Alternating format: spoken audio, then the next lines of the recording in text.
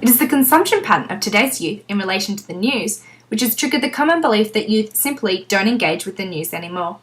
However, with the shift in production and consumption in the 21st century, it is made clear that youth are consuming news, but rather from outside sources, which are of more interest and relevance to them. As the difference between news, entertainment, and information becomes increasingly blurred, we must define what news is. According to Harrington, news is the thing that provides us with the information which the viewer can make informed choices in direction of public life. Based on this, it can be concluded that there are many alternate forms of news that go against your typical newspapers and nightly news programs out there. As teenagers are living busy lifestyles, it is the ability to simply download news onto your iPod or quickly scanning over the news headlines on the internet that appeal to them the most. Filtering through different types of news, teens can remove the generic, heavily biased and politically correct news articles and rather engage with information that appeals to their personal interests. Supported by Harrington's paper, Future-Proofing Journalism, Youthful Tastes and the Challenge for the Academy, it is not that teens are switching off the news and that are not cared about being informed for that matter, but instead are tuning into forms of news which are more relevant to them. For instance, programs such as Chase's, Rove Live and Good News Week. These are normally referred to under the entertainment genre. However, when looking deeper into their content, it is clear that these shows are providing its audience with news, but rather employing a different angle by adding humour.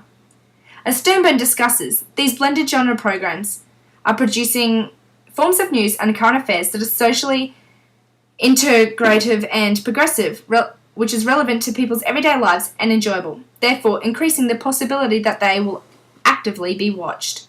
And for this exact reason, teenagers are engaging with these shows. Through technological advancement, citizen journalism is becoming increasingly popular with teens, as they are finding it simpler to relate and engage with the writing styles used.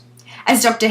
Stephen Harrington noted in his Week 8 lecture, citizen journalism is a more sophisticated form of blogging and goes against your traditional top-bottom production, and is seeing the power divested from the hands of the few, the rich and well-educated, and put into the hands of many.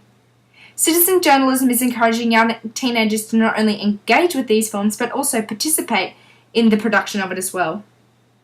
As discussed by Harrington, this form of news has been under continual scrutiny over the content and has been dubbed nothing more than trivial rubbish, and giving voices to pimply teenagers, as they don't necessarily feature elements of the news which we have come to expect. However, news should not be scrutinised purely based on its format. It must also be noted that Mindich's article, where I was bombarded with a series of statistics highlighting the lack of news consumption among youth, that he fails to discuss the types of news that youth are consuming, and therefore is silencing a significant part of his argument. To conclude, teenagers aren't so much disengaging with the news, but rather engaging with alternate forms of news through the means of mixed genre programs and sources where people who share similar opinions can be voiced without being scrutinised. Furthermore, with technological advancements and change in production methods, including citizen journalisms, youths are breaking the boundaries of engagement and are no longer just consuming, but in fact are critiquing and analysing news articles.